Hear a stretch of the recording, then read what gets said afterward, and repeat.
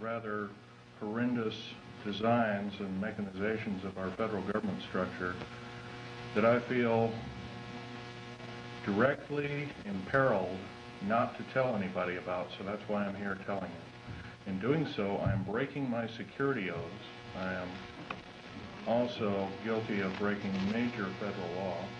How long I'll be able to do this, anybody's guess. However, I would like to mention this talk is going to be broken up into 4 main topics. And each of these topics will have some bearing on what you people are involved in, you patriot people, or even some of you people that aren't patriots that may be leaning in that way or considering it.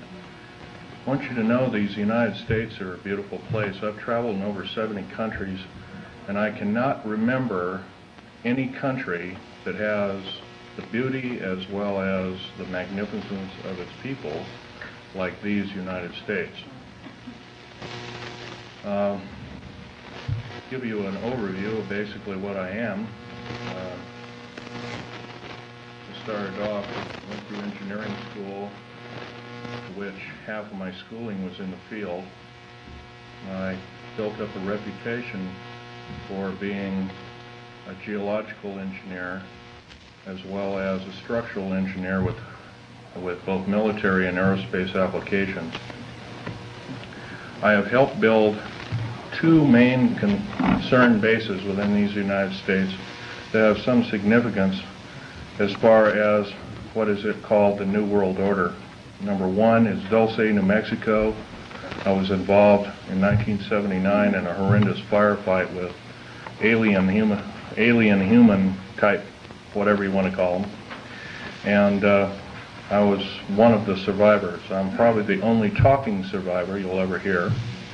2 other survivors are under close guard somewhere in these United States. One is not in very good shape. He's living in Canada.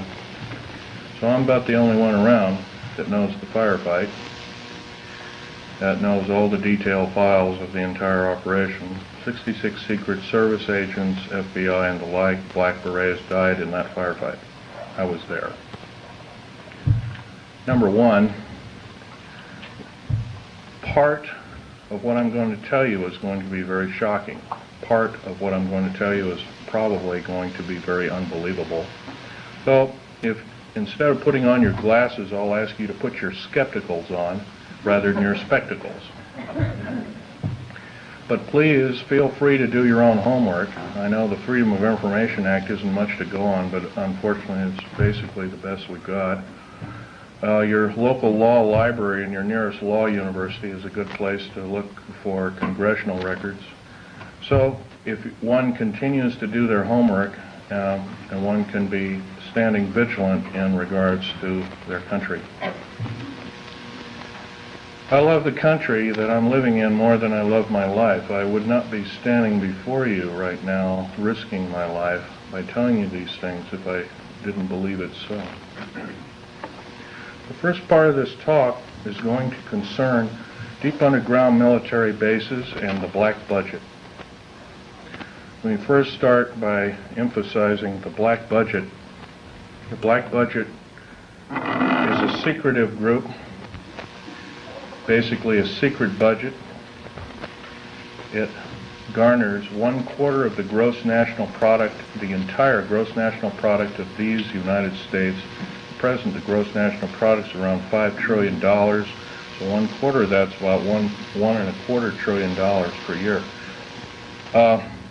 At least 1.023 trillion, and I say at least, is used in black budget programs like deep underground military bases. Presently, there are 129 deep underground military bases in these United States. Is this our? No, this one doesn't work.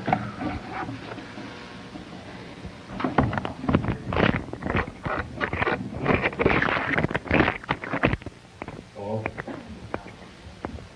Not high enough. This one's too tall. Anyway, of these 129 bases, they've been building them day and night unceasingly. since the early 40s. Some of them were built even earlier than that. These bases comprise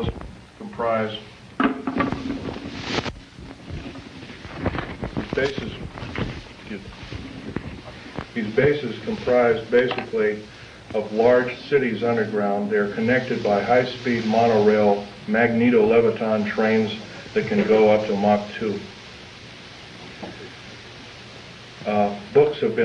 Several books recently have been written about this activity, all of which is verifiable through bibliography.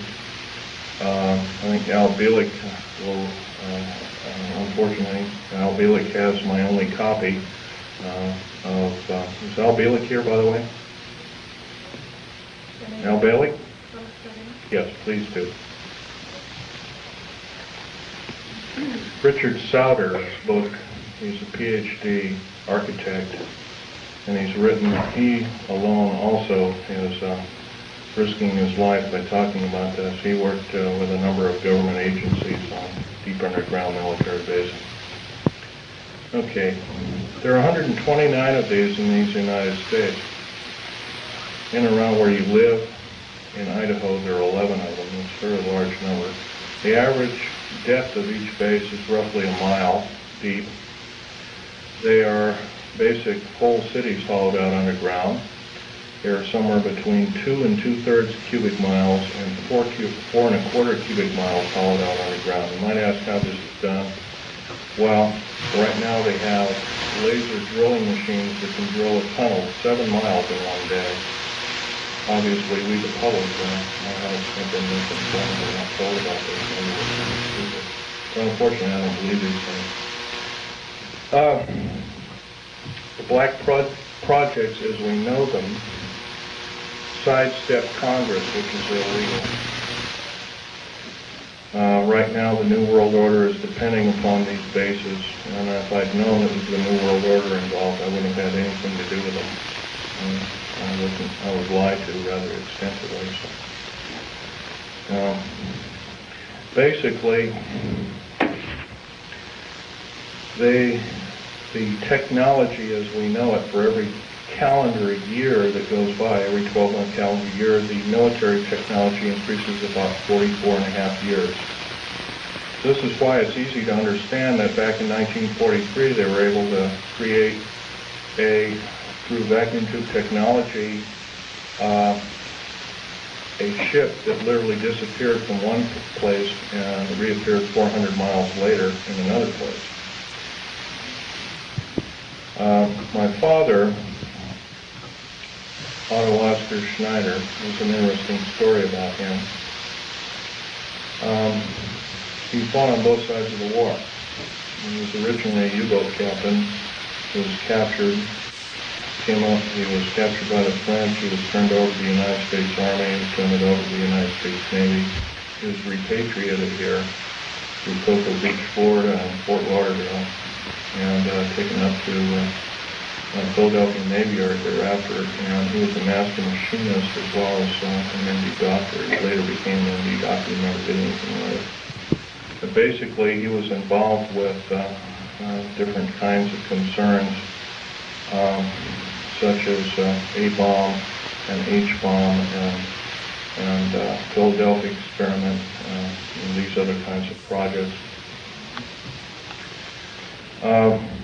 His groundwork, he invented a camera, a high-speed camera that took pictures of the first atomic tests in Bikini Island on 12th of July 1946, to which I have original photographs of, which show unidentified flying objects fleeing the bomb site at a high rate of speed. Bikini Island at the time was infested with things in various depths of its waters. The natives always saw them. The natives had problems with their cattle, or basically pigs is what they raised, and other things. Though this story has never come out, this is basically what happened. So at that time, through General MacArthur and others, they felt that, in fact, General MacArthur was coined in saying the term, the very next World War we have will be the war not with people from planet Earth, but from aliens or people from other planets. And this man was, if we hadn't had him during World War II, we wouldn't be here today. Anyway,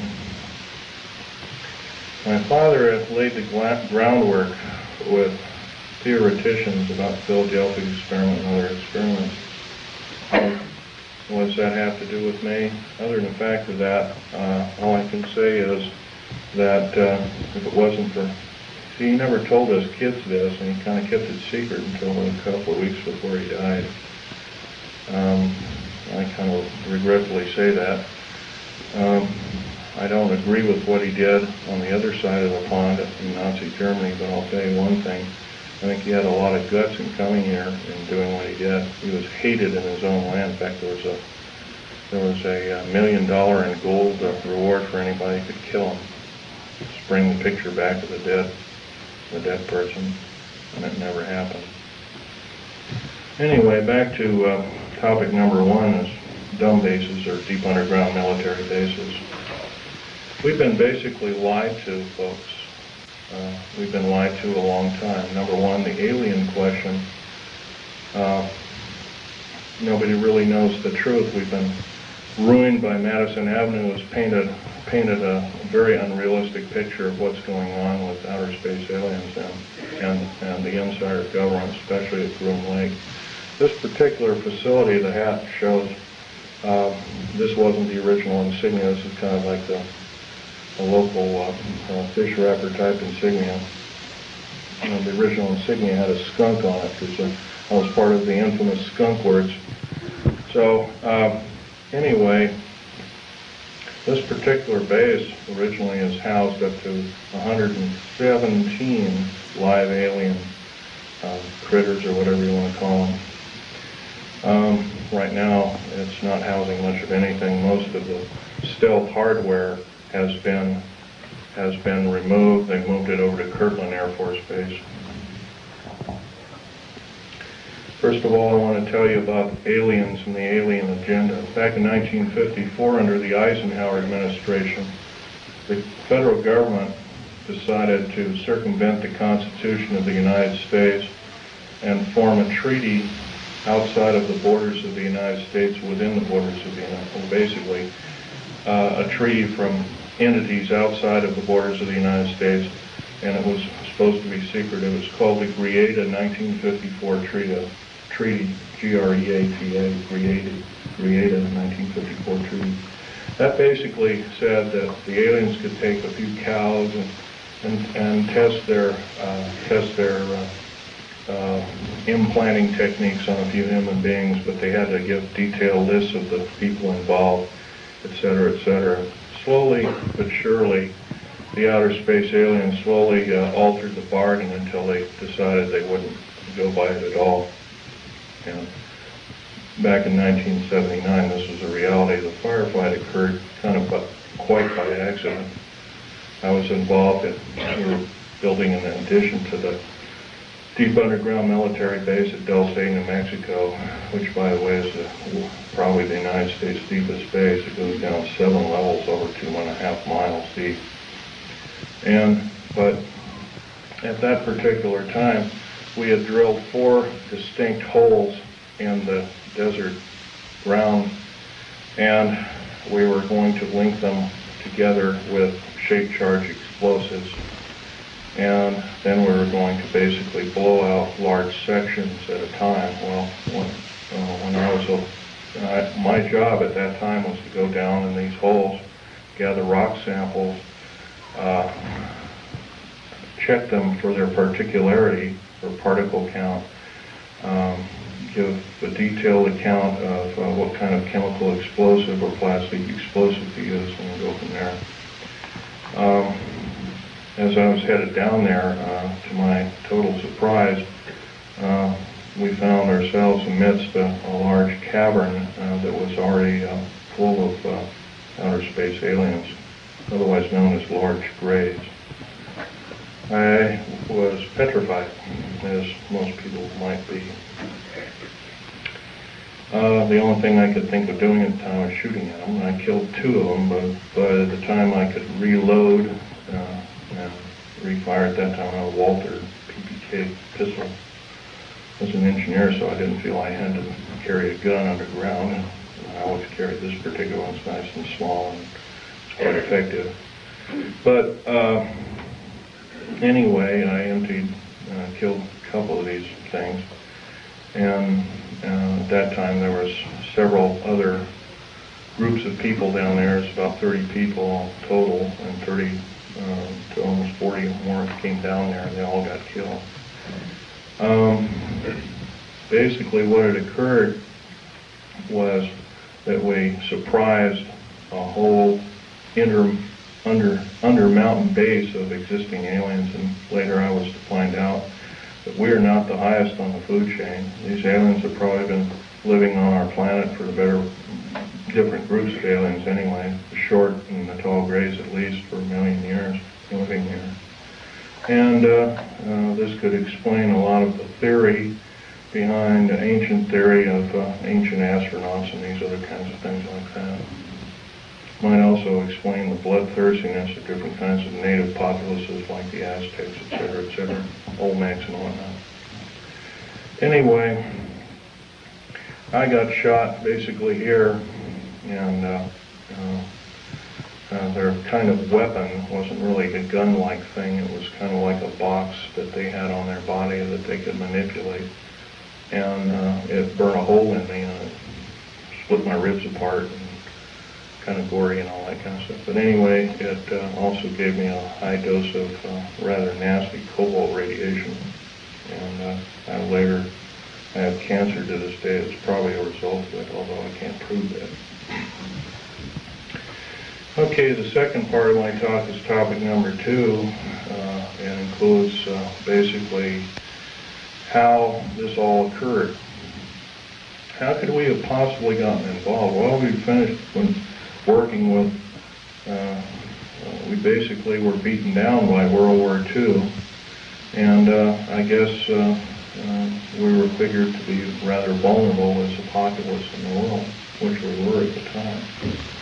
And I'm sure this is probably why we at our weakest point later found out to be vulnerable indeed, and so we were basically attacked. And of course, I think some of us, how many people here are familiar with the crash at Aztec, New Mexico? Raise your hand. Okay, in 1947, sometime in July of 1947, there was a large crash of a flying saucer. I believe it had 7 or 8 alien critters, or whatever you want to call them, aliens in them. 1 survived, and I believe 6 or 7 were, I don't know the whole story about the whole thing. And one of the artifacts I have here on the table is when I was a young child. I was about 14 at the time. I had a friend of my father was Sir Johnny Rawlins. He had a British Naval Intelligence. And I asked him if I could have a piece of metal of this crashed disc, and my father protested violently. But anyway, Johnny Rollins said, "Sure, I can give you a little piece," and he gave me a little piece. I've had them in my collection ever since. That was kind of like the small start of a collection. But other than that, the UFOs really wasn't my bag until I started work at Area 51. Which is in the Nellis Air Force Base north of Las Vegas, Nevada. Going back in 1979 in a firefight, it took me about 2.5 years to recuperate, enough that I could go back to work. But I did. I survived, and I went back to work. Through Morrison Knudsen at EG&G, and Bechtel and Page and other construction outfits at the time. Anyway, at Area 51, they were testing all kinds of very peculiar spacecraft. I think you're also, how many people here, for instance, are familiar with Bob Lazar's story? Good. That's a good group indeed. I'd suggest more of you buy his, or obtain his tape, or borrow his tape, and read some of the publications. He was a physicist that worked at Los Alamos National Laboratory at Area 51, trying to decipher what was the propulsion factor of basically these alien spacecraft, these discs and other kinds of type of craft. So, but there's another thing I want to talk to you about other than all this stuff about deep underground military basing that might be effective. We're all basically here as kind of like a captive audience, except that we're all worried about the strange activity of our federal government. I'm very worried about it. They've stonewalled senators. They've lied to the public. They refuse to tell the truth in regards to the alien matters. I can go on and on. That the list is it would take longer than there are days here, let alone minutes. So I can tell you that, for in all respects, I'm rather disgruntled that since I used to be a rather high-ranking worker in our federal government structure, I'm very disappointed in the activities of our federal government, very worried. For instance, to run by several topics to you. Recently I happen to know somebody that lives in and around, I live just south of Portland, Oregon. I know somebody that works at Gunderson Steel Fabrication, and what they do is they make railroad cars. And a fellow I know, I've known for the better part of 30 years. He works there. He's kind of a lead welder and engineer. He's kind of a quiet type, and he came in excited to me. He called me up, and I met him, and I tried to calm him down quite a bit. But he told me, he says, well, they're building prisoner cars. They're going to, looks like everything you've been talking about, the federal government is starting to happen. And he was real nervous about it. And I said, slow down, Bob. So anyway, he told me what was happening. He mentioned that Gunderson has got a contract with the federal government to build 107,200 full-length rail cars, each with 143 pairs of shackles in each car. And there are 11 subcontractors in this giant project, and supposedly Gunderson got over $2 billion for the contract. Bethlehem Steel, there's different steel outfits or different fabrication outfits across the country are building them. Anyway, I says, hey, this is a nice, fantastic story, but how does it pertain? And he says, well, I got to show you one of these cars. So we did. We went to the rail yards in North Portland. I call it Graffitiville, USA, because it's wall-to-wall graffiti. And there's a new car, and he popped open the seal and slid the door back, and there they were. Boy, he wasn't wrong, and it's scary. Now, if you multiply 107,200 times 143 times 11, you'll come up with a monster figure of about 15 million. 15 million is about the number of interested people that I would consider patriots of these United States, and other interested people that don't like seeing what's going on with our federal government, that want to do some serious changing but can't do it. See, no more can we vote out our elected officials. They become kings and queens over us. And I hate to say this, folks, but our present structure of government is not democracy at all. It's technocracy. And it's a form of feudalism. It has nothing to do with the republic. To the republic for which it stands, one nation under God. These people are godless. They've voted out, they've legislated out prayer in public schools. First of all, the public school system is a disgrace, but here they voted out prayer. It used to be before you started class in grade school, you'd have a little prayer. That's kind of a neat thing. So now you can't do that. It's against the law. If you do that, by the way, you can get fined up to $100,000 and you can get 2.5 years in prison. Now, somewhere down the line, I don't believe this is very prudent. I believe that we deserve better. We can do better. I also believe that our federal government now is running the gamut of enslaving good freedom-loving people of these United States. I love these United States more in my life. That's why I'm talking about this to many people as I can find. I'm not a very good speaker, but I can tell you, I'll keep shooting my mouth off until somebody puts a bullet in me, because I'll tell you, it's worth it to talk to a group like this or any other group about the atrocities of our federal government structure. Now, that's only one problem. There are other problems. How about the deep underground military bases I've been talking about? I'm going to show you a number of things that I've collected here as kind of statistics, and just bear with me here. I'll drop the mic here. We have stealth black jets, and here are the different code names for them. There's 29 prototypes, different prototypes presently. Cost per biennium is roughly somewhere around 1.6 trillion. I did this compilation in 1993.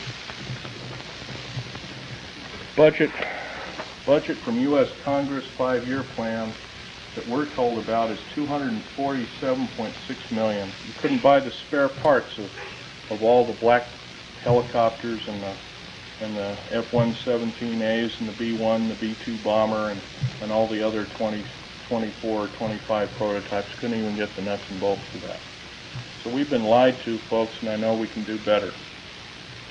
Black budget garners this figure, roughly $1.25 trillion every 2 years. Trillion. I'm not talking billion, folks. Trillion. If you don't know what a trillion is, it's 1,000 billion. It's a big number. If you were to regard that in dollar bills, it would be 11 tons of dollar bills. That's how big a trillion is. Okay, the black budget literally means hidden budget. The U.S. Congress never sees the books of this clandestine pot of gold. Contractors of stealth, and I've listed quite a few here. EG&G, Westinghouse, McDonnell Douglas, Morrison Knudsen, Wackenhut Security Systems, Boeing Aerospace, Lorimar Aerospace, Aerospatiale of France, Mitsubishi of Japan, also Mitsubishi Heavy Electric Industries, Ryder Trucks, Bechtel, IG Farben, that's a chemical company, plus a host of hundreds more. Is this what we're supposed to be living up to as freedom-loving people of these United States? I don't believe so.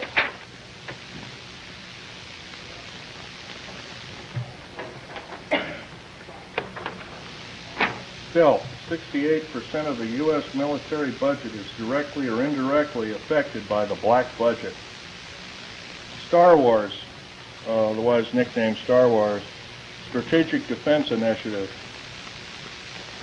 relies heavily upon stealth weaponry. By the way, none of this would have been available without us taking apart with a fine-tooth comb crashed flying saucers that either we downed or they crashed themselves into our deserts.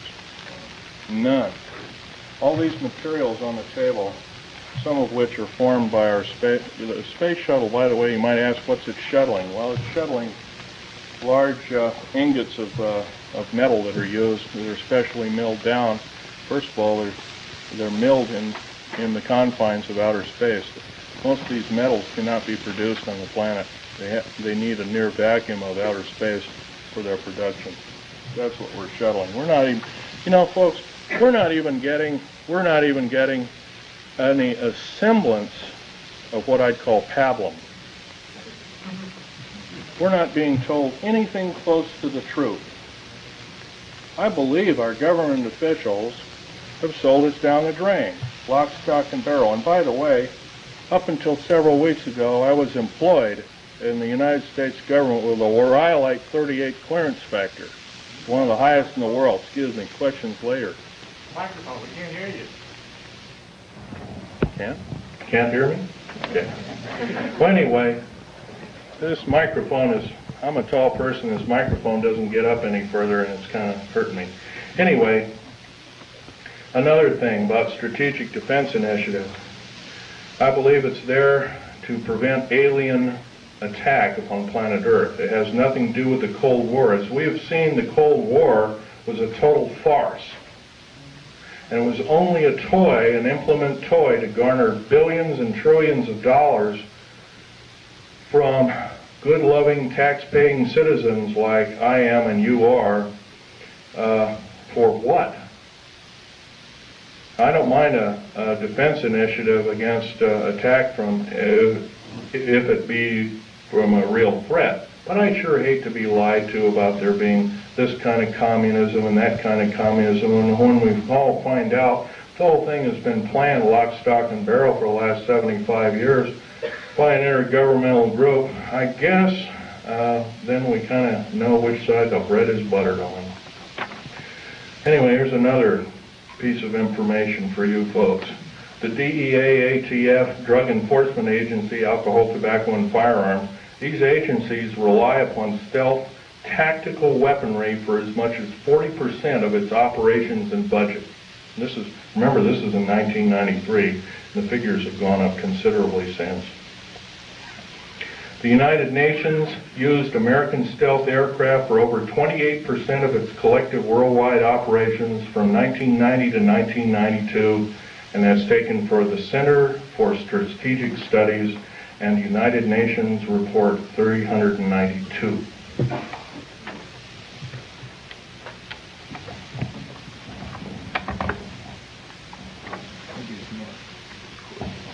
Yeah, I would appreciate that, because I'm having to bend over here and it always hurts.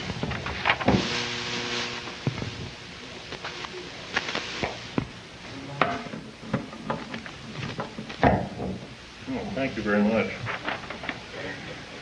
The Guardians of Stealth. There are over 3 distinct classifications of special police used to guard one of our most well-kept secrets. Number 1, this is the most disturbing of all. The MJTF, and that, by the way, that stands for Military Joint Tactical Force, otherwise known as the Black Berets. Some people call them the Delta Force, and there are other names for it. It's a multinational tactical force primarily used to guard the various stealth aircraft worldwide. And by the way, see the picture over here on the table? You might come over there and look at it. After the talk, you might do that, or during the break. You'll find out a nice picture of it there. There was 172 of them built. 10 of them crashed or were crippled. Something went wrong with them. So it was roughly 162 or 3. I can't remember at last count. We gave them away, the federal government gave them away. Bill Clinton signed them away about 6 weeks ago to the United Nations. Is this what we are paying our hard-earned tax money to do, folks? No, I don't believe so, and I know we can do better. And I actually believe, I'm not advocating the overthrow of any government. I don't believe in such for the main reason. Number 1, it always kills the wrong folks. But I believe if I have the chance to tell people about these atrocities, I think that there will be some serious letter writing, if not letter writing, some serious conscientious voting done in the very near future on various elected government officials, if not the whole category of elected government officials. Case in point I might want to mention is our local, please ask the questions later if you don't mind. Our local government officials have also kind of labeled us a bunch of rubes and morons, and I think we can expect a lot better than that. Starting off with the World Trade Center bombing. I was hired not too long ago to do a report. First of all, I know about the 90-some-odd varieties of chemical explosives. First of all, I looked at the pictures that were actually taken right after the blast, and the concrete was puddled and melted. The steel and the rebar inside the cement was literally extruded up to 6 feet longer than its length. And there's only one weapon that can do that, and that's a nuclear weapon. And that's a construction nuclear weapon.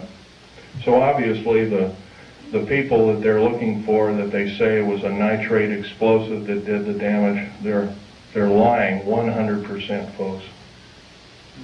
the people they have in custody probably didn't do the crime. As a matter of fact, I have reason to believe that that very same group did do other crimes. They killed, I believe, a Jewish rabbi in New York, and maybe this was some kind of scapegoat problem, but I'm not sure about that.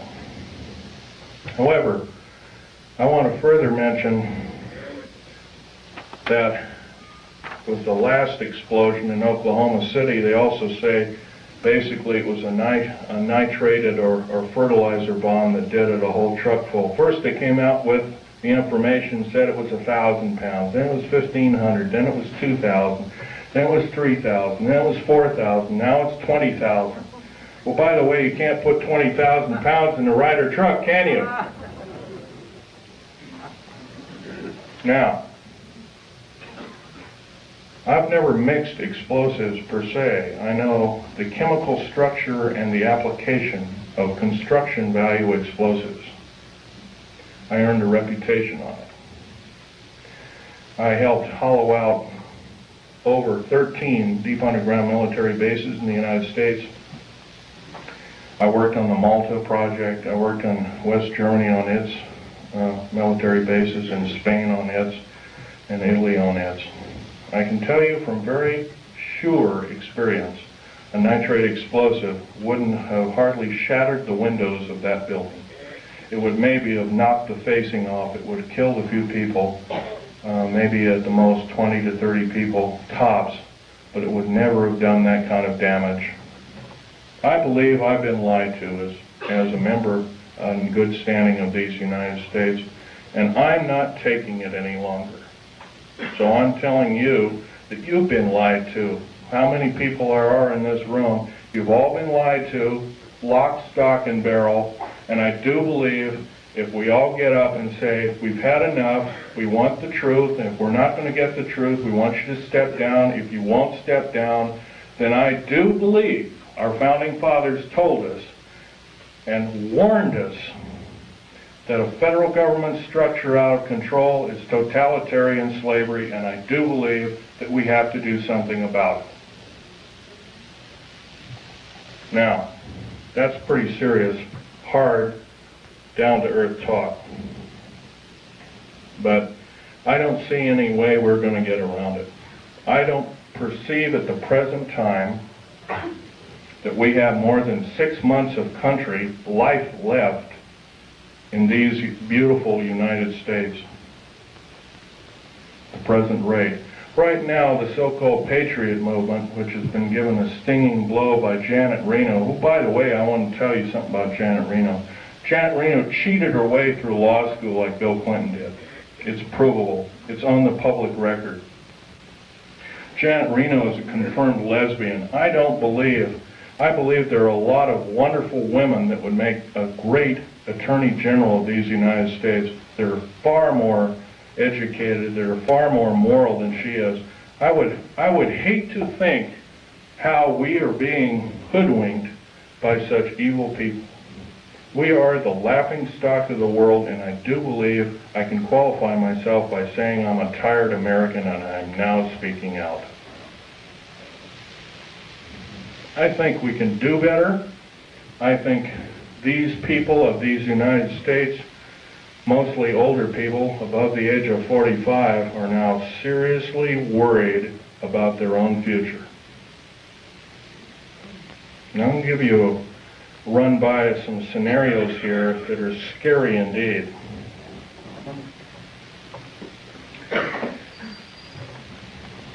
The United Nations is a world dictatorship body, period, plain and simple. It is housed in the United States. By the way, some years ago there was an interesting thing that happened. The United Nations sent the Uncle Sam, in quote Uncle Sam, a bill for $8 billion. So the Uncle Sam, the federal government, sent the United Nations a bill for $200 billion. They haven't paid one nickel of rent on prime real estate in New York City. They have special trains that shuttle all these diplomats around. One of my best friend's wives and her 2 little boys was killed by a drunken diplomat from Kuwait. who, by the way, our law, by the way, has no effect. I'll tell you another thing. Military law on military reservations has no effect. Public law on military reservations has no effect. Once again, our wonderful, beautiful, thin sheet of paper called the United States Constitution and another nice thin sheet of paper called our Bill of Rights has been trampled on beyond repair. We have to stand up and say, this is enough, and you as elected officials are going to obey the Constitution of these United States. Number one, by first limiting the amount of your service to our federal government. Like one term. One ping only, as the Navy would say, one ping only. By the way, one term is plenty. Because if you're an evil person, one term you can do a lot of harm. If you're a good person, you can do a lot of good. Two ways of looking at it. Our elected government officials have sidestepped the whole thing and says, well, with so-called contract of America. Let me run this scenario by you, folks. Contract of America is the exact terminology that Adolf Hitler used to subvert his people in 1931. I believe we're not of that same caliber. I believe we can do better. Another thing, the contract with America is a last-ditch effort by our federal government structure to tear away the Constitution of these United States and the Declaration and the Bill of Rights. A Declaration and a Bill of Rights, rather.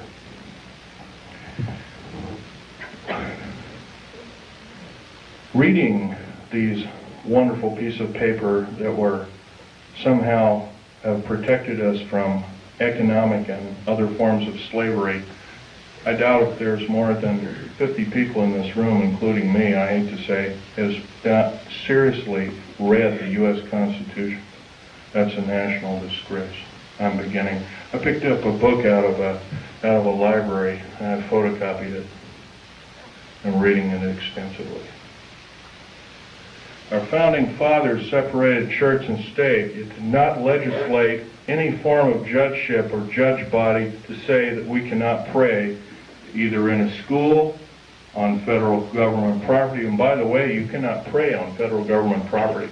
If you do so, you're in violation of federal government standards and laws, and you can be guilty of a $100,000 fine and 20 years in prison. I do believe the people that are now in charge are atheists. And if they are not atheists, what are they? I think we can do better. Another thing I want to blow by your ears is the fact that a lot of you have probably seen in different areas black helicopters. There's over 64,000 black helicopters in these United States. For every hour that goes by, there's one being built. Is this the proper use of our tax money? I don't believe so. What in the heck does the federal government need 64,000 tactical helicopters for if they are not trying to enslave us? I doubt if the entire military government structure needs 64,000. Worldwide, supposedly over 230 countries. I doubt if all the world needs that many helicopters. Stealth aircraft, for instance. The F-117A, there's 157 of the son of a guns going around. You know their sole purpose is? They're all loaded with LIDAR, L-I-D-A-R, and SEER, computer-enhanced imaging radar. They can fly over your house. They can see you walking from room to room. They can tell if you've got an old antique rifle on your mantelpiece. They can see objects in the house with a variation, limit and capability of 1 inch to 30,000 miles. That's how accurate this is. Is this the proper use of our tax money? I would say not. Now, I worked in the federal government for a long time. I know exactly how these people handled their business. Every time I did a job, worked in a federal government installation, I was given a battery of 17 psychological and 8 other forms of tests. First of all, we're supposed to be the militia, but somehow up jumps the Brady bill and other evil bills like it. I don't agree crazy people should be shooting firearms, but on the other hand, I do believe in vigilance. And vigilance is guided by a good spirit who knows the difference between right and wrong, who loves God, who loves talking to God, regardless of what religion we are. And by the way, there's probably in this room, there's at least a dozen different kinds of religions. I might be wrong. But I'll tell you, they're all good. God doesn't respect what religion you belong to, contrary to what you may have been told. I can tell you, though, that if we are to allow the atheist federal government structure to enslave us, we won't have this opportunity any longer. We have to do something about it. How are we going to do something about it? Well, some of us are attorneys in this room, perhaps, maybe one or two of us. Maybe somebody works for an attorney. Maybe somebody knows somebody who is a good attorney. I know that seems like a hard number to come up with, but there are a few of them out there. Maybe somebody knows a senator or a congressman or has had help by such. There's one outstanding in Oregon. His name is Mark Hatfield. That man helped me fight the federal government. See, my father left me these pictures of what he took at Bikini Island, Operation Crossroads. And I'm going to have this one out on the table. It's the original. I ask you please carefully handle it and try not to put too many fingerprints on it. Right over here, and I'll point to it, Hey, echo. Is a structure that is an unidentified flying object. This was taken 12th of July, 1946. Federal government at that time knew all about flying saucers, what they were and what their agenda was, and how they wanted to control us by world domination. Without question, they knew about it. Let's get on. Al Balik is our second speaker. He worked in a very secretive government operation called the Philadelphia Experiment. Well, so did my father, by the way, and I didn't know this until on his deathbed, and I now have the picture proof of it. Also, I have a picture of a supposed non-human alien called Val Thor that worked for the Pentagon. He still works for the Pentagon. In 58 years, he has not changed. He still looks young. Something's wrong.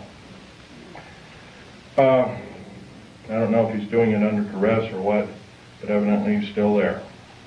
Don't know what kind of alien he is, but he's about a few inches shy of 8 feet tall. He's very bright. He's worked in the Department of Defense and the Pentagon for, I believe, 58 or 56 years, one of the two figures. So don't tell me, folks, don't tell me, federal government, that this isn't so. That when we see something in the night sky that doesn't add up to an aircraft, that it's a weather balloon, or that we're mistaken, or I'm crazy, or we're crazy, because it's not.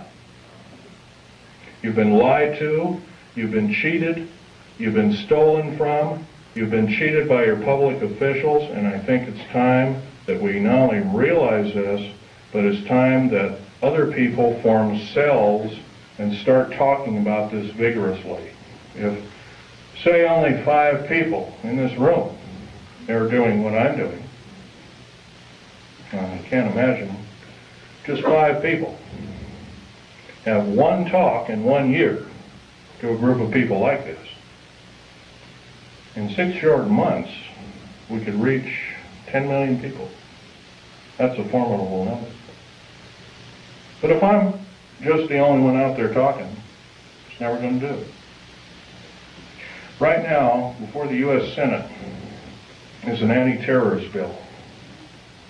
This anti-terrorist bill, by the way, is going to kill the United States Constitution and Bill of Rights by number one. Number one, it will take away, first of all, it will arm the federal government police force. First of all, I think the federal government's got enough police. There's 1,719,000 federal police officers in these United States. That is more that was in either Germany during World War II or Russia under Stalin and Beria. Now, at the present moment in time, 7 weeks ago in Nellis Air Force Base, and a year and about a month ago, about 13 months ago, because I was there at that time, we entertained the United Nations and the Russians and showed them Area 51, which is supposed to be our most secret military base. What is going on, folks? Tell you what's going on. We're being sold down the river.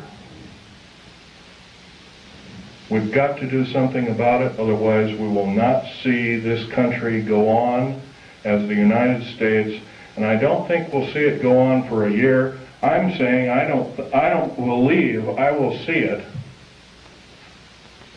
go on as a country in 6 months at present. Because if the federal government has created the World Trade Center bombing and the bombing in Oklahoma City, which is extremely tragic because it killed probably 40 or 50 children. And by the way, I have absolutely no use for a person that hates children. Our Attorney General, Janet Reno, hates children. She hates men, she hates everything but maybe her own kind. And by the way, if anything is outer space alien, it's her. And Bill Clinton. Well, Bill Clinton is just another big liar out there. But Janet Reno, I can't forgive her for what she's done. She's done more as a singular intergovernmental official to destroy this country than any other individual, believe, since the great traitor during the Revolutionary War. What was his name? I'm trying to think. What? Arnold. Benedict Arnold. There we go. Probably find out she's probably distant relation of some sort. Now, what can we tell our government, trusted government officials? I know how rare those are. They're an endangered species. Well, they can first start by getting a bill going that requires all government officials to register. I mean, if they're going to ask us to register our guns and our rights, they have to register their rights. They can register their rights and their guns and their legislative ability through one kind of referendum, number one being they can limit the amount of years that they're in office. If they cannot do this, by the way, if a contract with America, by the way, is really a contract, and all the politicians, or the Republicans or Democrats or whatever you want to call them, to me that's just a label, they left one thing out of a contract. Say you buy a car, or buy a house, or buy something on time, and it's got 10 parts to the contract, and one is scratched out after you've signed the contract. By the way, it's null and void. You don't owe anything. You may even be able to keep the property.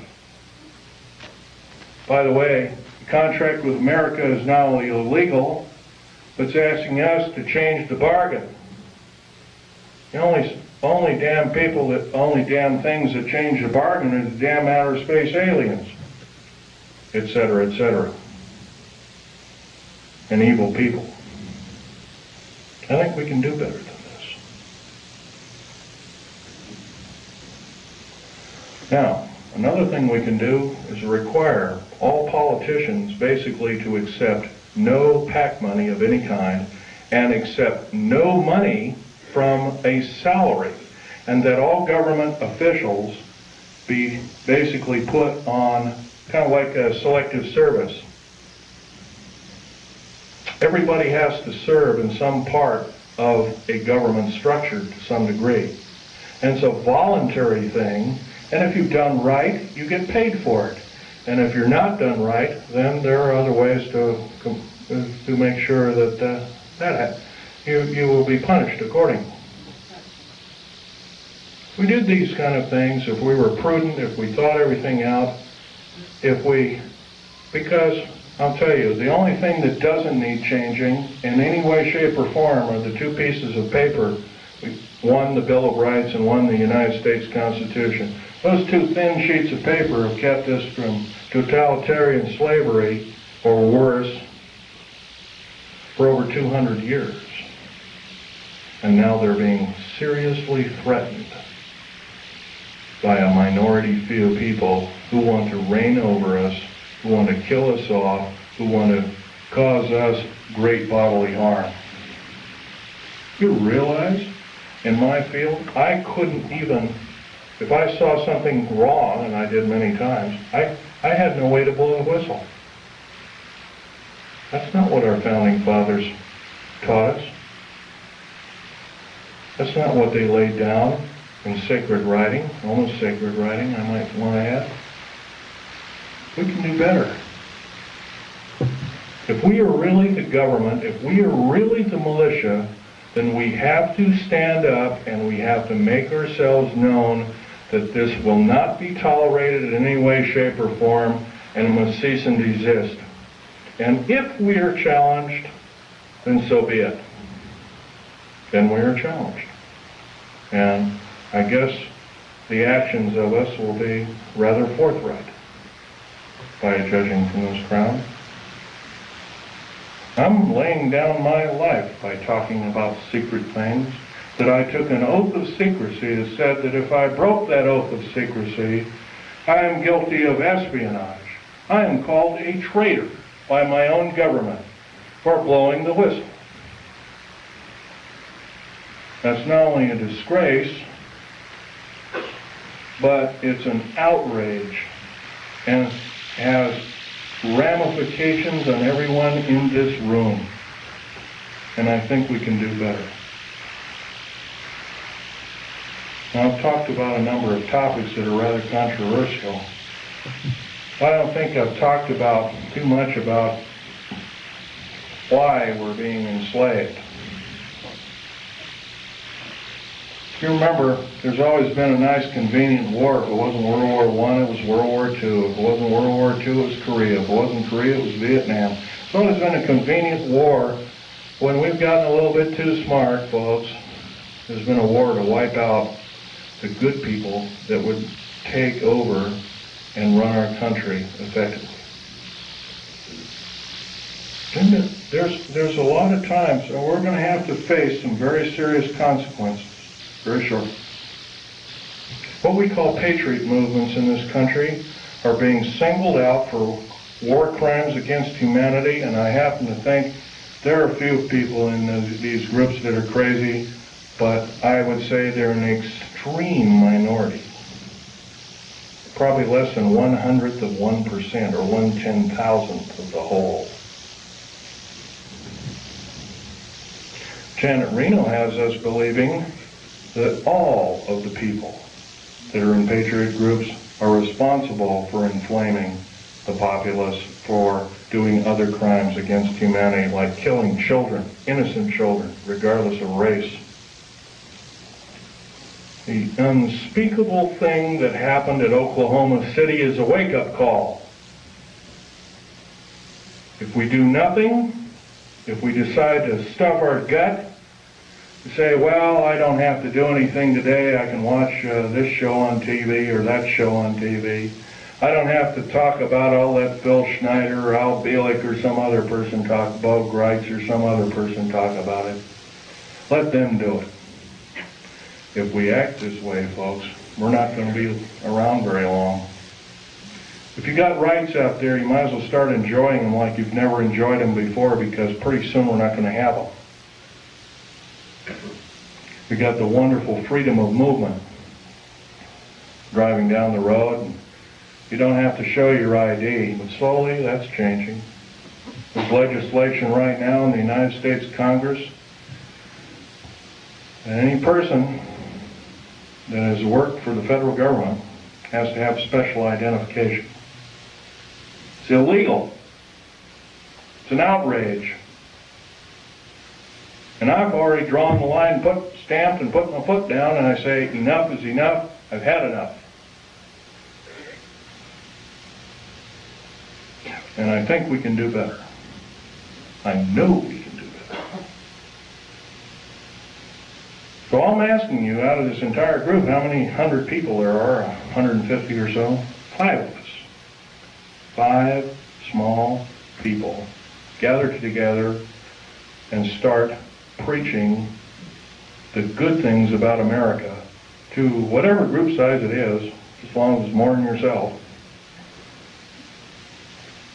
Try a group of, say, 10 or 15. I think most of us have 10 or 15 people we know, friends, whatnot. If 10 people did it in this room, we'd reach double that figure. We'd reach 20 million or more countrywide.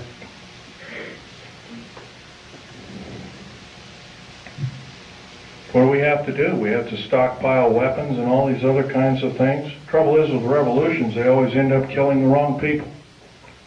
Unfortunately, it's starting to look like that might have to be the only scenario to get these parasites off our back. And I'm telling you folks, they are parasites of the first water. They're only out for their own self-gain. And by they, I'm talking about your government officials. Not all of them. There are some that are good. There's some that are honest. There's some that are forthright, that love God,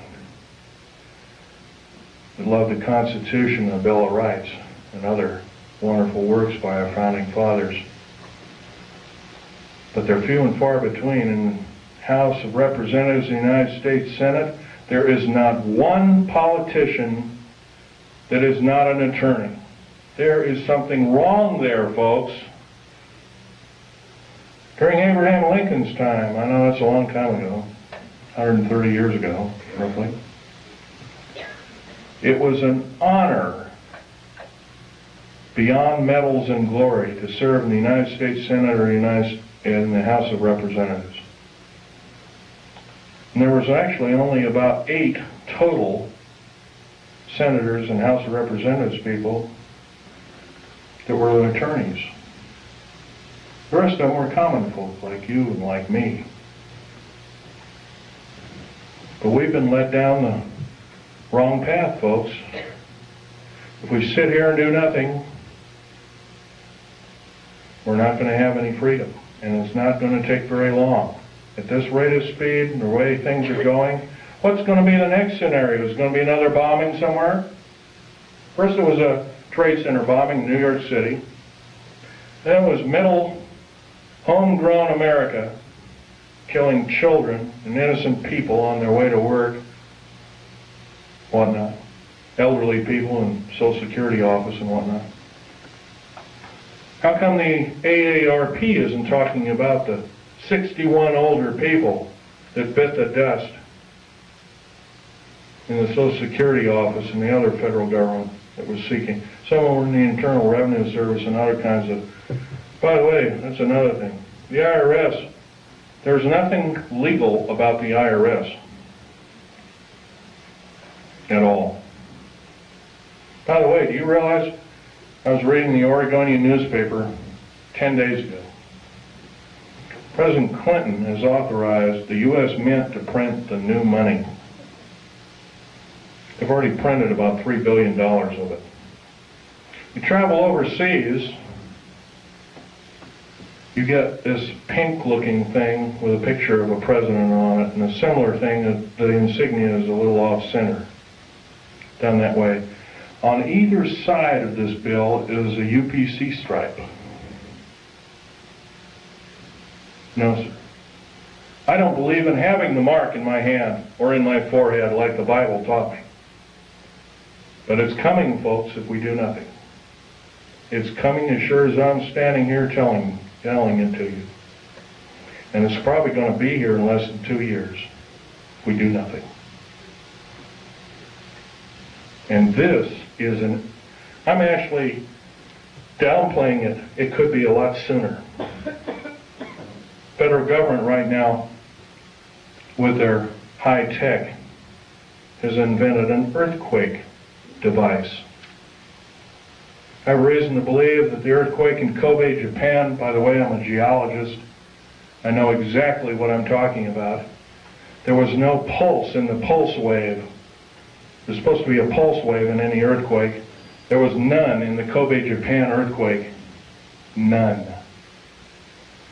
In 1989, in and around San Francisco, there was an earthquake.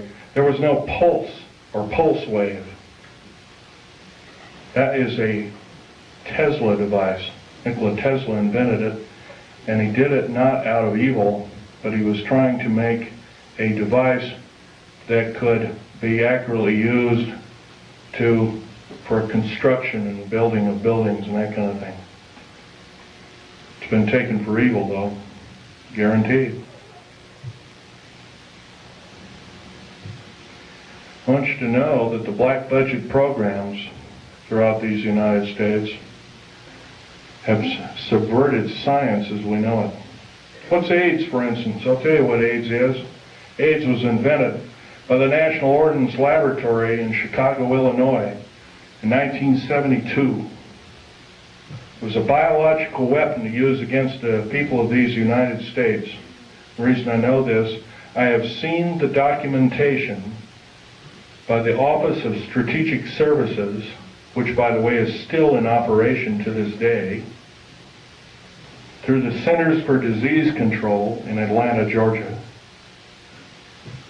They used the glandular excretions of animals, as well as humans, as well as outer space aliens.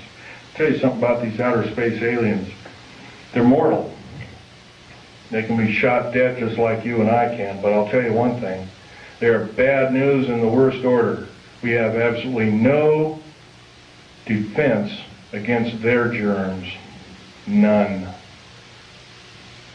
They're a biological weapon of terrible consequence. I advocate that every alien on this planet, good or bad, if they're good or bad, they have to be isolated. They are a biological weapon. Saddam Hussein and other people have killed 3.5 million Kurdish people with a similar biological weapon. Do we, the people of this planet, deserve this? No, we don't. But we're not doing anything about it. And every moment that we waste, every moment that we don't blurt out and we say we've had enough, that we deserve better, that we're going to get better, we're doing other people on this planet in different countries a great disservice. Right now I'm dying of cancer related to work that I did for the federal government.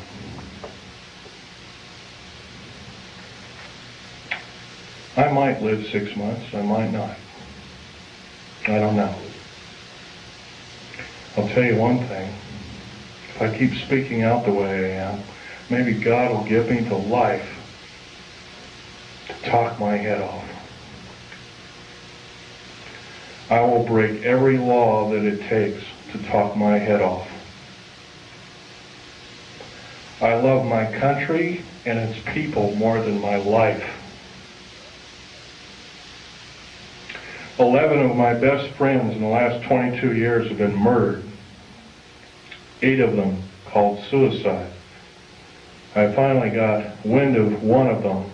Portland police is now involved in one of them. Not going to mention names. Before a grand jury,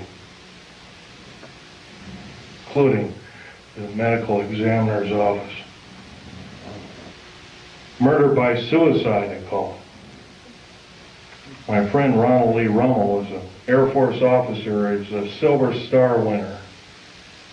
He's a patriot. Murdered because he started speaking out about unidentified flying objects while being still employed as a member of the United States Air Force. How was he murdered? He was drugged. His jaw was broken open. A cheap pistol with filed off numbers called a Jennings J22 was shoved in his hand. Somebody pulled the trigger because they found a piece of a fingerprint or inside of a palm print on the weapon. They also found hair samples. Somebody quickly putting the bullets into the clip. That man saved my life. That man had a family of 5 children. That man was a great person. There's a good chance that when I fly back to Vegas, I have to drive home. I left my car down in Vegas. I have to drive home alone. I'm scared to hell. Before I went to talk in Las Vegas, Nevada, I drove a friend of mine, a disabled friend of mine, down to Joshua Tree. And 29 Palms is next to Joshua Tree, and I went to see a dying disabled veteran friend of mine also. Kind of an acquaintance friend. I don't see him very often. Can hardly talk. He's got throat cancer from working with atomic weapons. Federal government didn't want to pay for it, so he married a nurse whose father has donated enough money to keep him alive for a little longer. Well, after seeing these 2 people, I drove up over the mountains. I had to drive around the mountains and up into them to get to Needles, California. It was followed by 2 government vans, E350 vans with G14 plates, each with a couple of occupants apiece. One had an Uzi. Ready, he was loading it, because I could see it through one of the windows. They zoomed by. I knew exactly what they were. I've already spoken out. I've spoken in 19 talks to present. I've probably reached 45,000 people.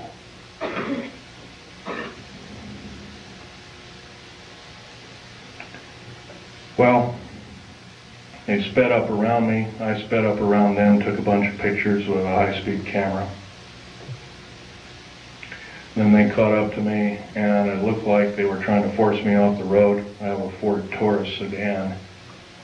But what they don't know about that Ford Taurus sedan, it's got a police interceptor motor. It's got an 8-liter motor. It'll do 140 in the shade.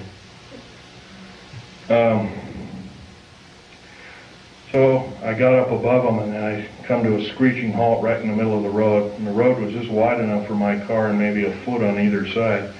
There was a deep ravine to the left. There was a shallow ravine about 9 or 10, I'd guess roughly 9 feet deep, 10 feet deep, something like that. On the other side. One of them skidded over, rolled over in the right ditch. One went over to the left ditch and rolled all the way down. I could hear a bunch of cries for help and crackling and glass, and finally I didn't hear anything. Is this what it's going to take? 2 weeks ago, I had a man come to my Wilsonville apartment, going to arrest me. By the way, I have a Rhyolite 38 clearance. I don't know if you know what that means. I only report to 3 individuals with that clearance. President of the United States, head of the CIA, and or a base commander. No one else. This man came to arrest me. and called the sheriff. Said, I can't open the door to you. Open the door, we'll beat it in. I said, if you beat it in, you're at risk of your life. Are you threatening me? Yes, sir, I'm threatening you. I'm going to call the sheriff right now and have you removed. You're threatening my life. Called the sheriff. Sheriff came, Clackamas County Sheriff car came, pulled right behind him. I know this man very well. I would trust him with my life after what he did. He risked his job. He risked a 22-year career with the police department. He went right behind this guy, prevented him from getting out. He threw a bullhorn. He says, you are under arrest. Please come with me and I'll escort you out. He was escorted out in handcuffs to his disgrace. Sheriffs have a lot of power in this country. They can arrest FBI, CIA, DIA, and the like. It's a very good thing. If it was, I wouldn't be here talking to you. Now, I want to end this talk by mentioning we all know what the Patriot movement stands for. Every one of us loves America. Most of us love America more than our life. Most of us are willing to defend it as we have defended it before. And we'll defend it again and again and again for how many times it takes until we get the objective done. I would like to believe I'm a patriot. I'm no longer employed by the federal government. I took a pair of scissors and cut up my security card and I mailed it back to the SOBs, pardon my French. I wrote a detailed letter and said, if my life is threatened in any way, shape, or form, I did this. It's already been threatened. I will consider downloading 140,000 pages of information sensitive to the New World Order, Strategic Defense Initiative, and what it really stands for, and the federal government structure as a whole. I've already begun to do this through the Infonet and the Internet worldwide. I spent $78,000 getting these kind of pictures away from the federal government after my father willed them to me in his will. There all they are, a piece of paper with a few revealing notes on them. Incidentally, Val Thor is this particular character right here. Right here. He hasn't changed a bit in 58 years, thereabouts. I have over 7,000 pictures. I have detailed files and writings. I have alien artifacts and metals. You're only looking at half a dozen of maybe 7,000 that I have. I feel you people have to know the truth as best as I could tell it. Thank you very much.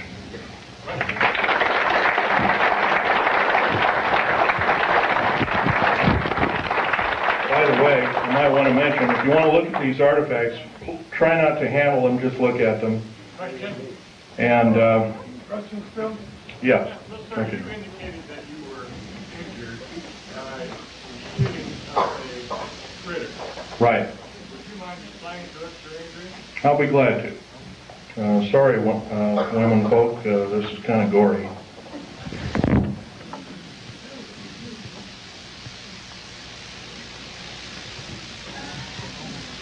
What did you say it was that hit you? Okay. My legs are worse.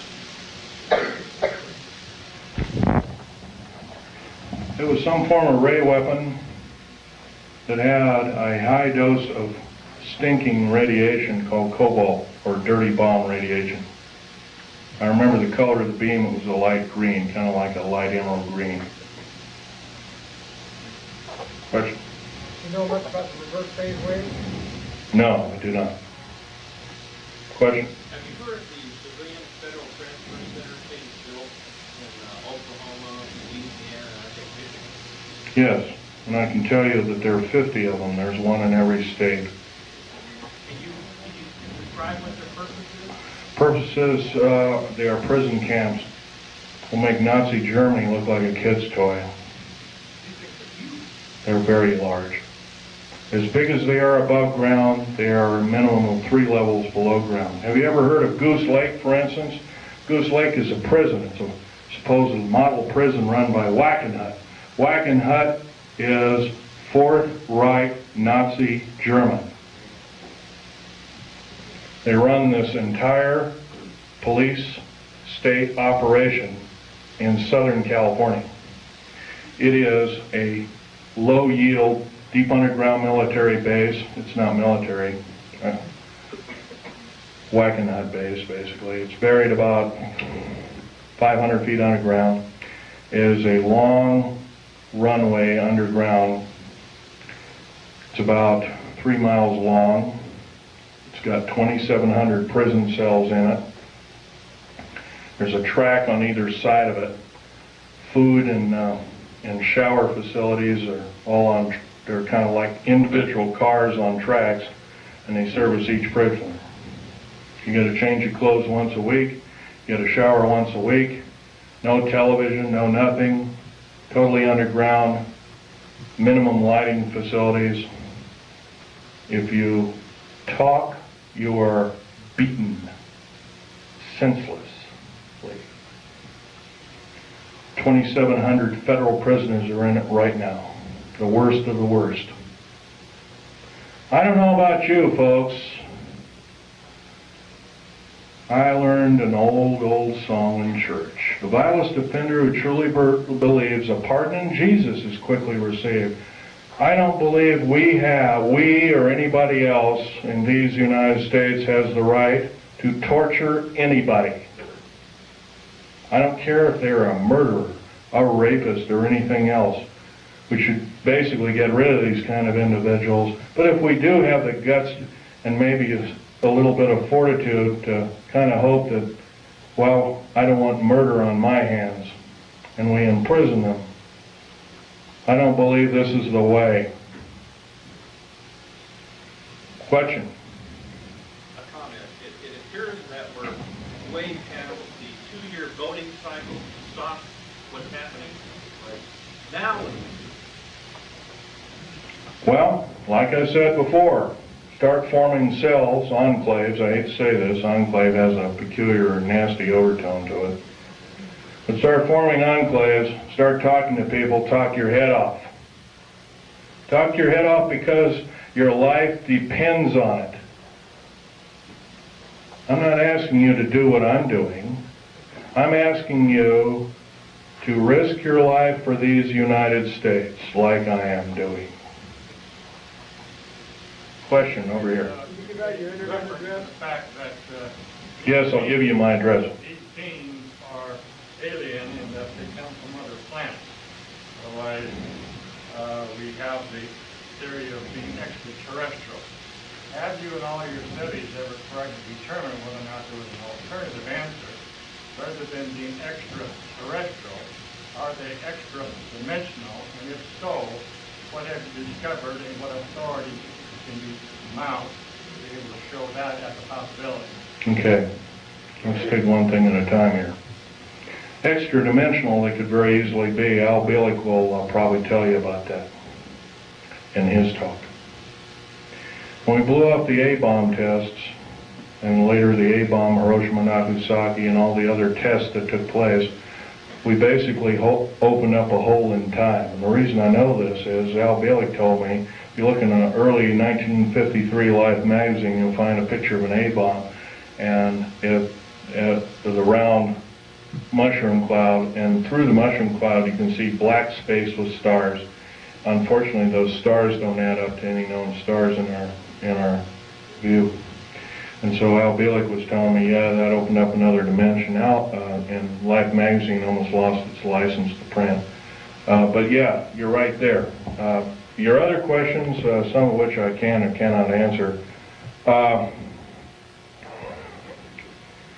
now, as much information as I have, I like to say I'm a scientist, but I think that's got a kind of a bad connotation anymore.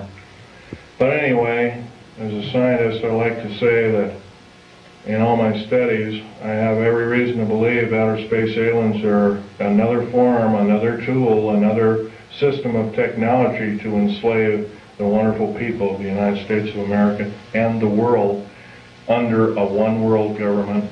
And this scenario occurred in Nazi Germany and is now occurring in the United States, and it's got to go.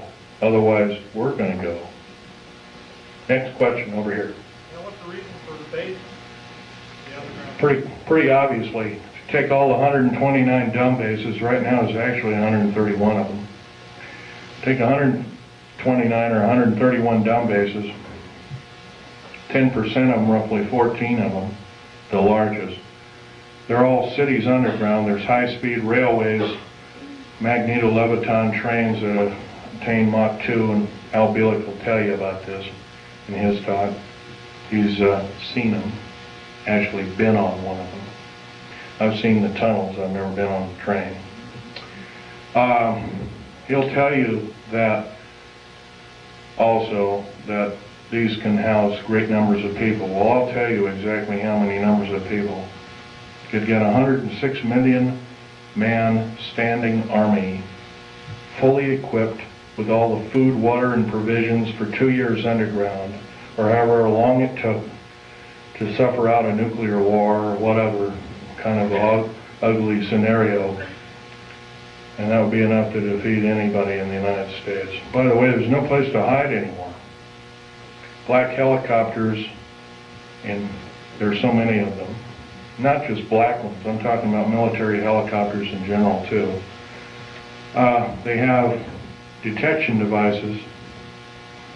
If you got something buried like a cache of weapons or diamonds or gold or money or whatever underground, they've seen it already, guaranteed. They can detect you in an airport. I'm going to blow this one by you too, because this is a nice little tidbit. Right now, if you're carrying more than $1,000 in your pocket, most of us don't, and some of us do, carrying $1,000 or more in your pocket, you are perceived as being an enemy of the United States and or a drug dealer, and you can be arrested immediately in any airport in the United States of America. By the way, if you look at your money, your 50, 100s, 20s, 10s, 5s, whatnot, and even the 1s now, you'll find there's a little thread in there. If you look at it, like on a $100 bill, it'll say 100, and it'll have a little number and 100, 100, 100, and $100 marks all the way on both sides.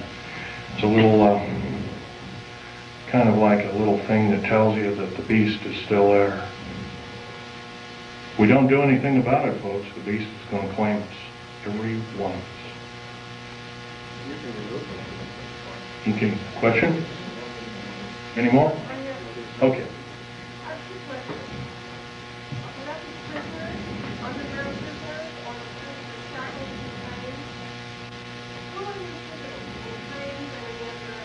Okay, the underground prisoners right now, they're using the worst of the federal prisoners and the worst of, yeah, criminals. That's correct. And that's pretty obvious. You add up if you add up 143 per car, multiplied by 107,200, multiplied by 11 general contractors, each with a similar contract, and you're going to come up with a figure that exceeds 15 million. 15 million is the number of patriots in America, number of concerned people in America, and also a number of people that could cause the federal government harm in America today, right now.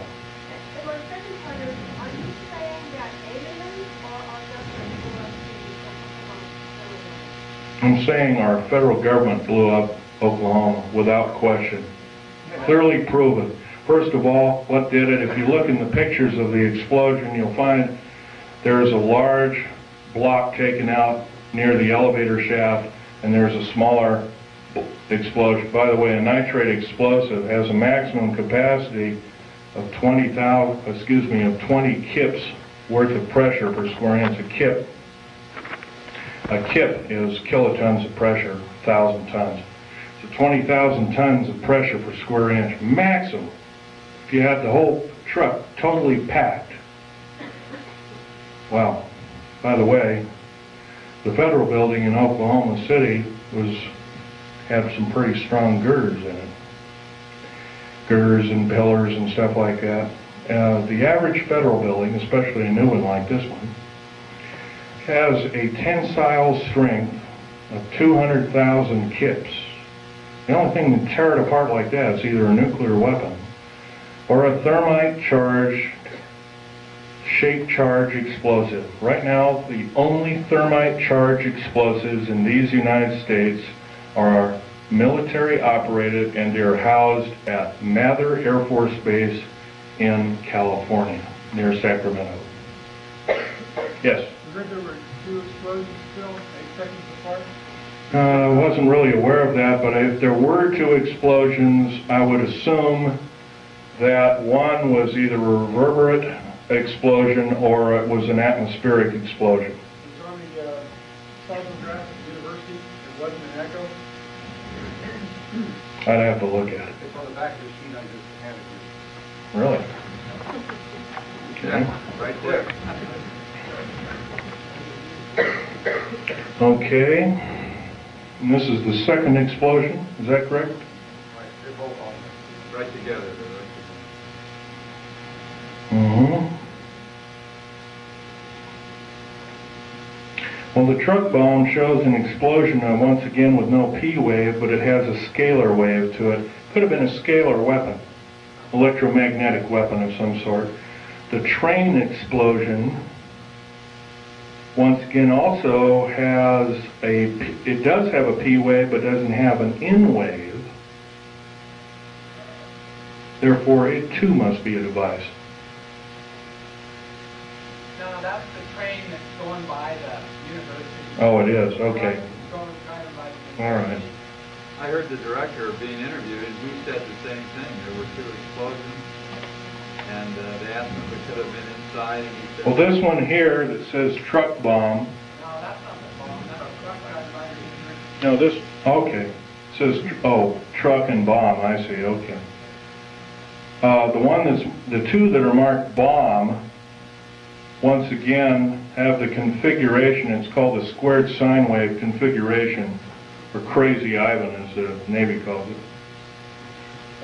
Squared sine wave with no P wave, it would have to be a mechanical device, without question. I could prove that, but it'd be kind of boring laying the figures out. Okay, another question? Yes, ma'am. How do you respond to Christians who are apathetic about saying it's all outside of the Bible anyway, the New World Order, the Mark of the Beast, and, I want Jesus to come anyway, so, why fight it? How do you respond to that? Prudence. What you know best to be. Pray about it. Prayer. That's the only prudence around worth saving. Next. This lady here has a question. Okay. Is it true, do you know, if they're using a balance for about over 49 degrees that are behind this past colonies on Mars? It's quite a possibility because, for instance, the New World Order and the elite, as we call it, built and funded Hubble telescope. Remember also that telescope, the one that orbited Mars, was supposedly shut down. That was another lie, total lie. Took detailed photographs, totally mapped the planet. I've seen some of the photographs. The face on Mars is a reality. There, at one time there was a civilization. That's been proven. Computer enhancement photograph, and it was broken down by a supercomputer and proved it to be a intelligent made device rather than a hunk of rock with a funny shadow on it that NASA told us. Another lie. Once again, you have to remember it. These people cannot tell the truth. In days past, they were called the sons of Belial, the ones that could not tell the truth. We have to consider them our enemy. Next, this fellow. Yes, they do have bases on Mars. Have you heard of that possibly these graves are part of the experiments which our government are doing under base of making the synthetics and all these creatures, but perhaps they're manufactured? No, sir. I can tell you right now that's not so. They have a copper oxide for a blood, similar to an octopus, a cephalopod, or an insect, or a spider. Another thing is their chromosomal structure is totally different. Their cellular structure is totally different. No, sir, that's not true at all. Are there any good aliens up there? Some people think that perhaps... Probably so. There's supposedly a group from that I've heard from different sources, fairly accurate sources at that some of them came from the Pleiades, but right now they're supposedly having an all-out war with the Greys, and they had to leave us, and they left us anywhere from a couple of years ago to 4 years ago. I haven't really studied that in. I've been talking about other things lately, so... Some people think they're here to rescue us if that whole thing blows up. Don't count on it. Question? Can you give out your internet address to access information you're downloading? No, sir, I cannot do that. You'll have to go through the internet and do it yourself. That would be giving myself away to the beast, and I can't do that. Question? Is it possible that this gentleman here in front here made a statement regarding attitude of a lot of people who are Christians? Is it possible that you are taking a study called eschatology, end times and phenomena, prophesied by Daniel, prophesied by Isaiah, subject to the Olivet Discourse, and subject to the book of Revelation. It does talk about kind of things that are going to come into judgment on the earth for Israel, the Antichrist, and those who are unbelievers. Is it possible? These things will probably come to truth, come to pass.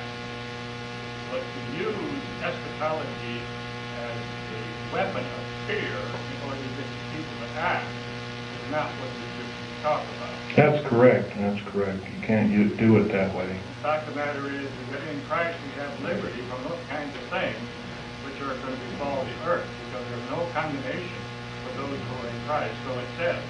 But to try to say that we are people who are subject to this condemnation is not a full understanding of eschatology.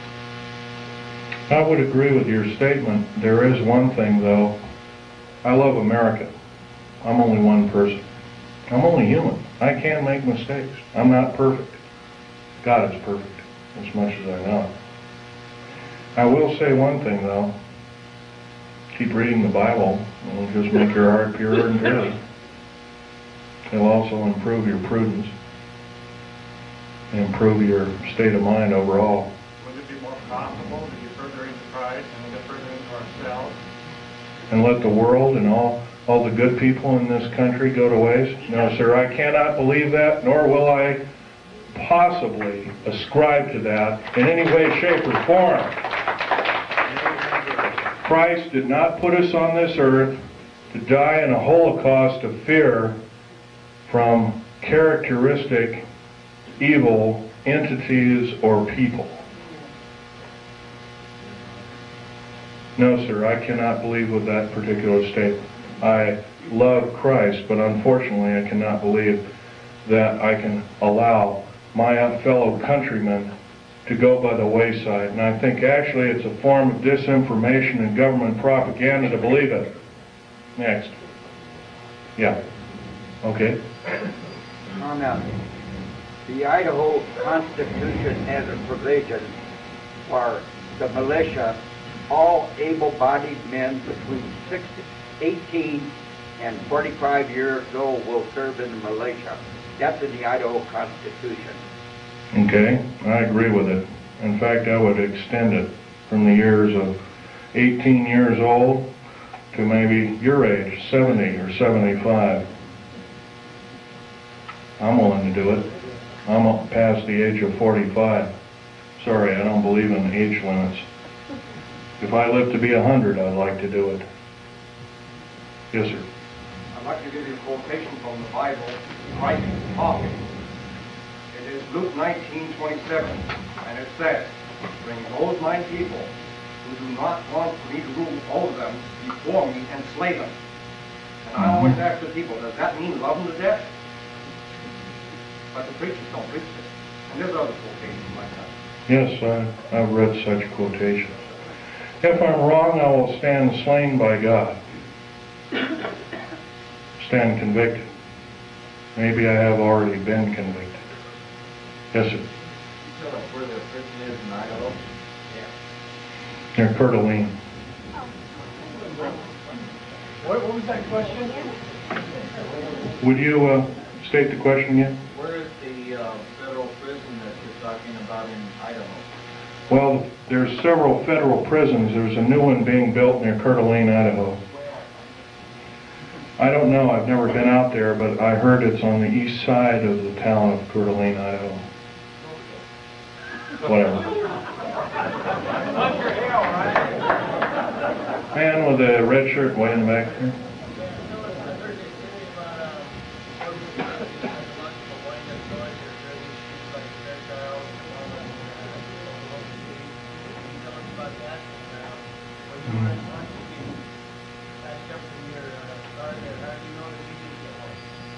I don't. And I haven't heard about such things, but I'm sure there might be such things. There are things that were used against the Afghan people. There were things that looked like innocuous toys, and there were high explosives that killed a lot of people.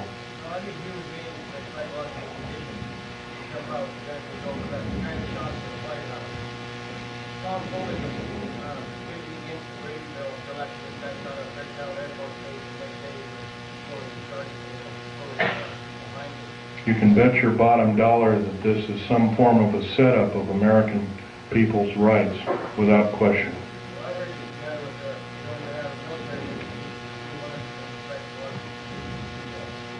Yes, I believe that too. The U.S. Navy presently spends about 1/16 of the entire black budget allocated to them on psychological programming techniques through the RAND Corporation. Next question. This lady. Okay. I can only take one more question, so this lady.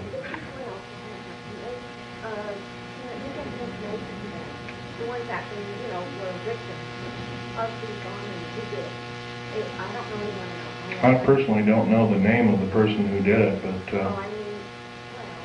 takes the government and let them start getting this other side of it and get, Well, this is a difficult task, ma'am. The best thing that can be done, yes, I would say yes, that is true. We can get the word out. But it's better to get in groups of people and tell your friends the best that you know how to say it. And go from there. But other than that, yes, that would be the best thing. Right. Well, unfortunately, I'd like to say, yeah, go ahead, write everybody until the cows come home. But right now, as the way things are going, that might not be your best bet. You might be targeted as an extremist or something like that. Okay, last question. This is the last one. I'll be more than happy to speak to any area at any time. Thank you.